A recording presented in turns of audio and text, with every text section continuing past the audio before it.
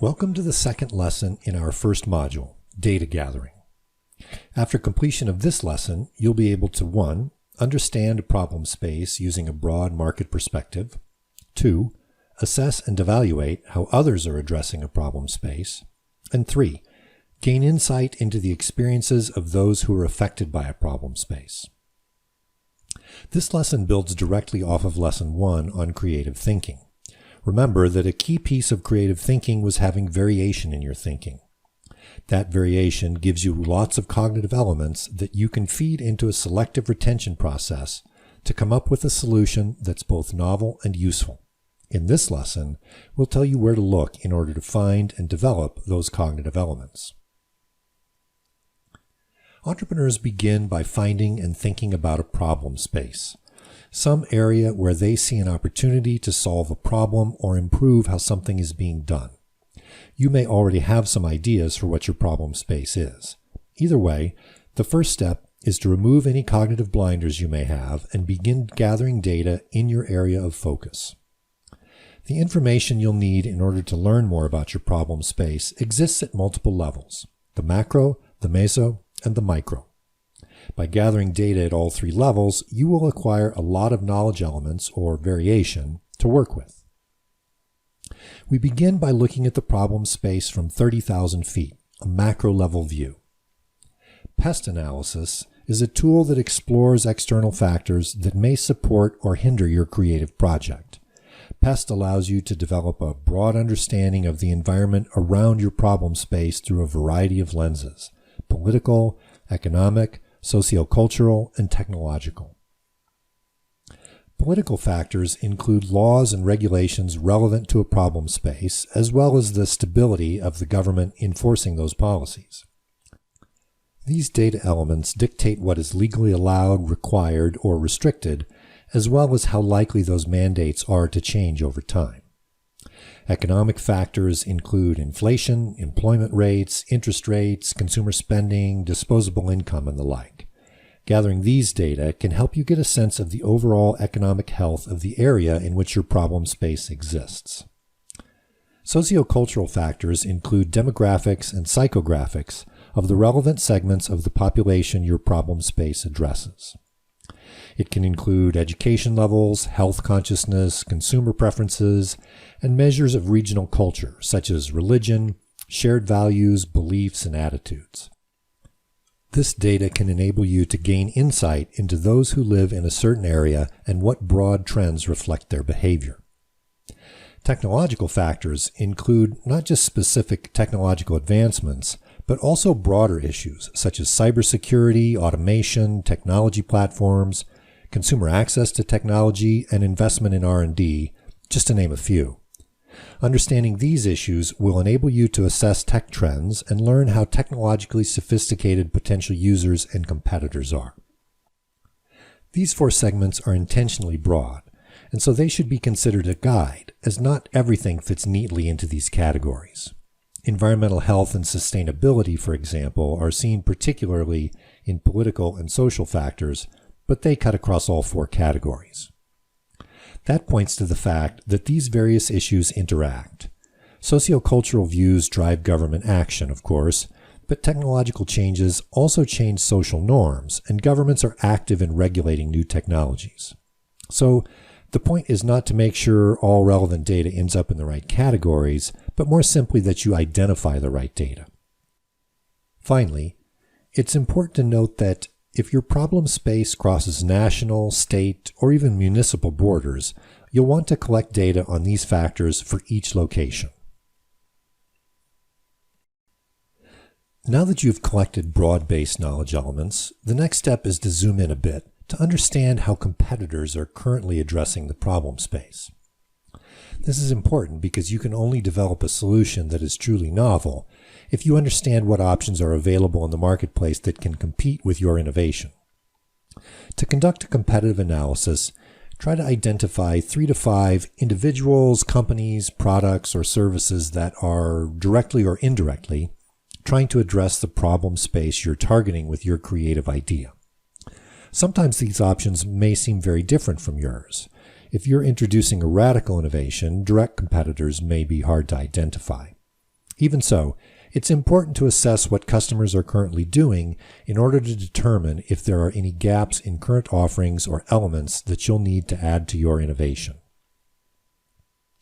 Once you've identified your competitors, consider their strengths, where the competitor adds real value for users experiencing the problem, and weaknesses, where the competitor falls short in meeting user needs. Then, using this information, consider what gaps exist that you might fill with your solution.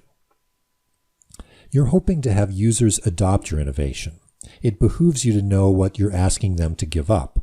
Most people won't change what they're doing without a big improvement in value and utility. Now it's time to zoom all the way into the individuals experiencing the problem you are trying to solve. While there are many ways to learn about and from users, we focus on empathy. Empathy is the ability to identify with or understand another's situation or feelings. In the creative process, it allows innovators to gain insight into how others see, feel, and experience their environment. But, unlike the pest and competitive analyses, empathy can't be learned by searching the internet.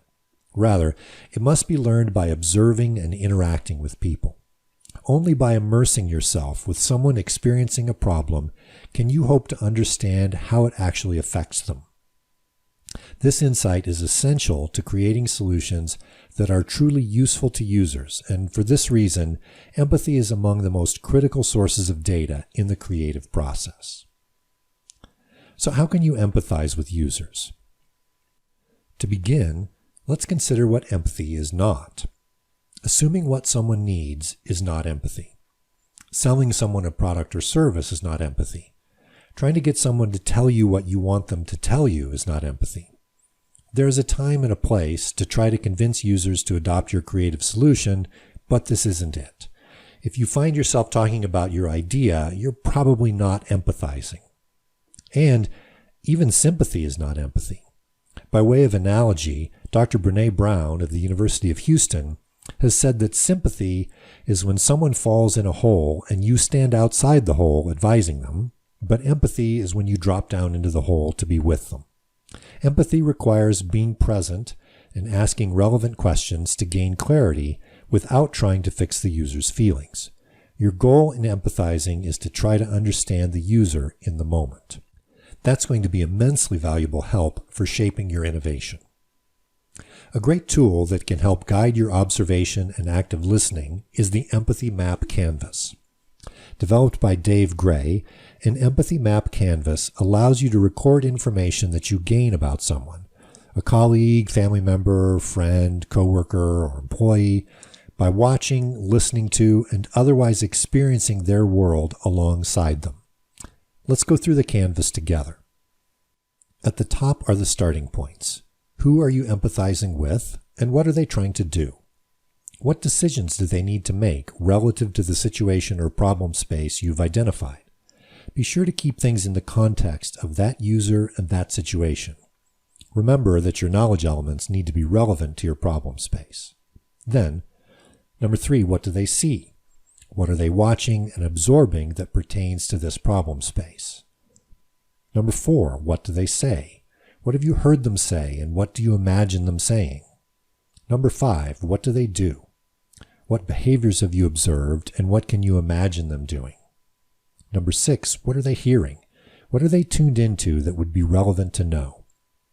And number 7, what do they think and feel?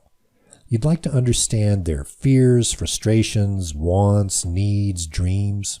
What are they doing in this problem space to minimize their pains and/or to achieve their gains? That's a lot of information to gather. The empathy map is an excellent tool, but how would you actually go about using it? It's not easy, but it's worth the trouble. First, think about what you want to observe.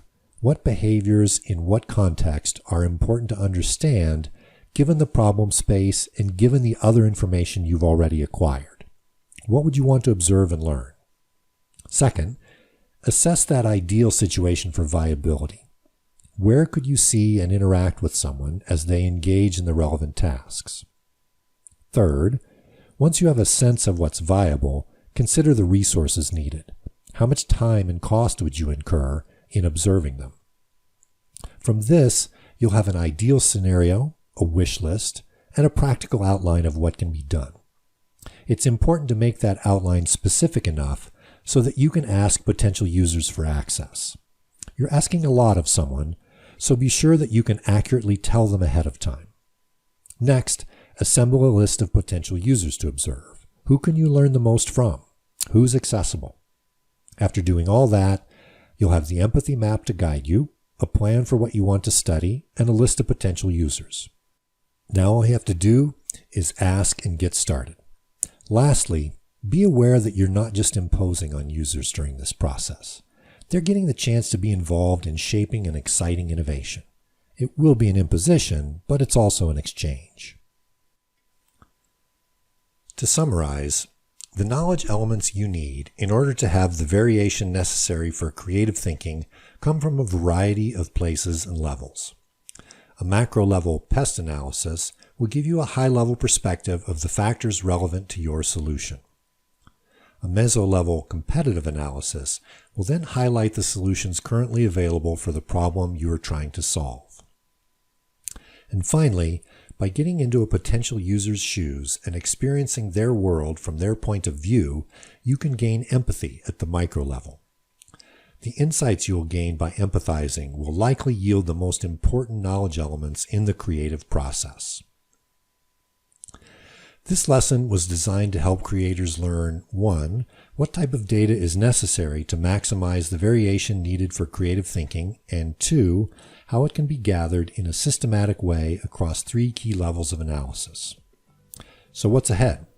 In the final lesson in Module 1, you're going to learn how to pull these bits of data together using a heuristic tool called synthesis that allows you to connect the dots within your data. This will help you begin to develop a cohesive vision of a potentially exciting innovation.